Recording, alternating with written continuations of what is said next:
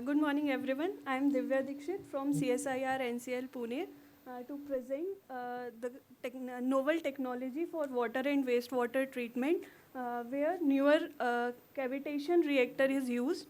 Next slide, please. In Indian scenario, due to the agriculture-based economy in India, we have a consumption of water. We have large consumption of water in agriculture use. So, but we can't handle it, and if we can't control this water, so we need to treat industrial wastewater. So, the key issues in industry wastewater is the availability of wastewater that is reducing day by day, and due to non-compliance of regulation on discharge water, companies are facing closure. So we need to develop the effective water and wastewater treatment technology complying with regulation and for meeting the government norms, as India is called as the pharmacy of world, and most of the API made up in India, but due to the non-compliance of regulation, most of the water bodies are contaminated for this reason. As as a result, Supreme Court ordered pharma companies to implement zero liquid waste policy. Next slide, please. In inauguration session, our chief guest talk about the CSIR technologies. So this is the one of the water and wastewater technology developed by CSIR NCL Pune.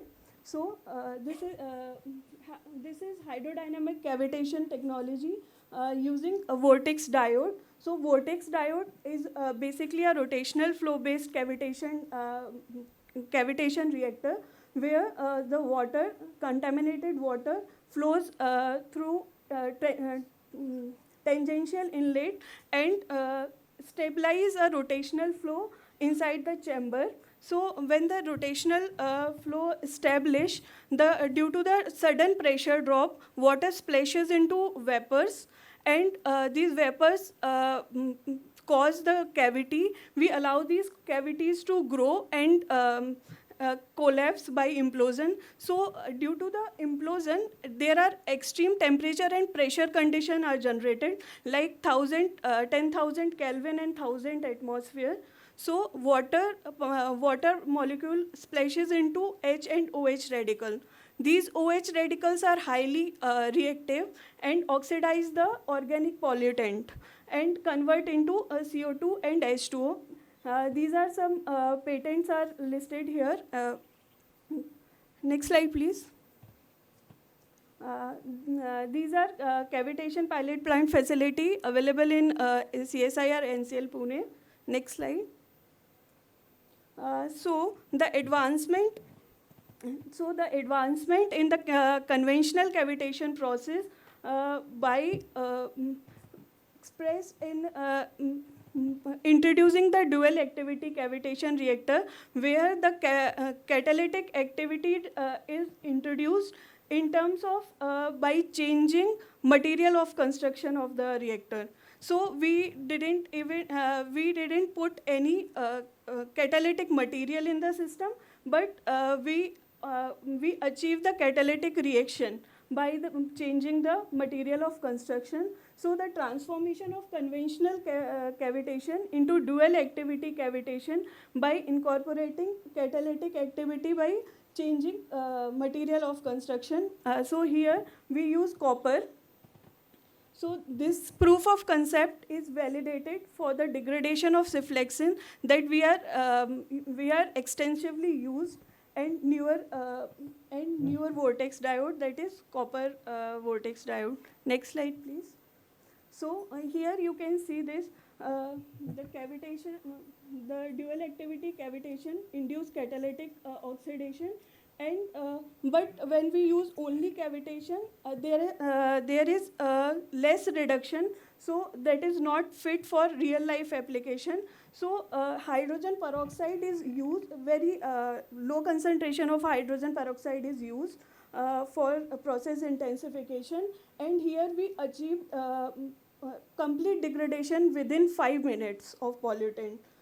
So this is the first time we achieved this rapid degradation, the complete rapid degradation.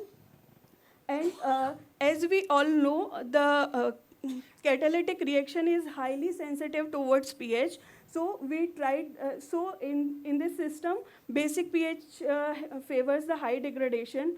And here you can see in this figure the result evident, the per pass degradation factor and cavitational yield has huge enhancement, so that confirming superiority over the conventional vortex diode, conventional reactor or conventional process.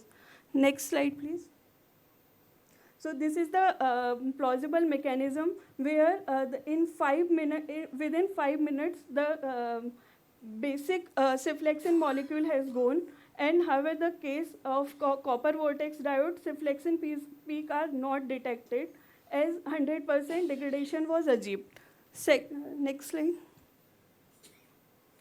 And here we can say the number of byproducts, number of intermediates generated by copper vortex diode, like dual activity vortex diode, is very less in number, like 1 or 2. Whereas if we use any photocatalytic oxidation and any oxidation process, there are approx 15 to 16 byproducts or intermediates are formed. So, and due to the enhanced rate of degradation, the cost is drastically reduced. The next slide. Just 1 minute. So the another application of dual activity cavitation reactor is disinfection of water, where the 3 elements are working on the bacteria: the antimicrobial property of copper, antimicrobial property of natural oil, and the cavitation itself, where the extreme temperature and pressure condition are exploiting the bacteria, where cell wall damage and altering the permeability cell membrane and leakage of cytoplasmic membrane, and finally the destruction of bacteria happen. So in this work, small quantity of approx 0.05% of natural oil was used to complete disinfect the water within 2 minutes. This is such a rapid rate of disinfection. In this, next slide, please. Next slide. I conclude my presentation here.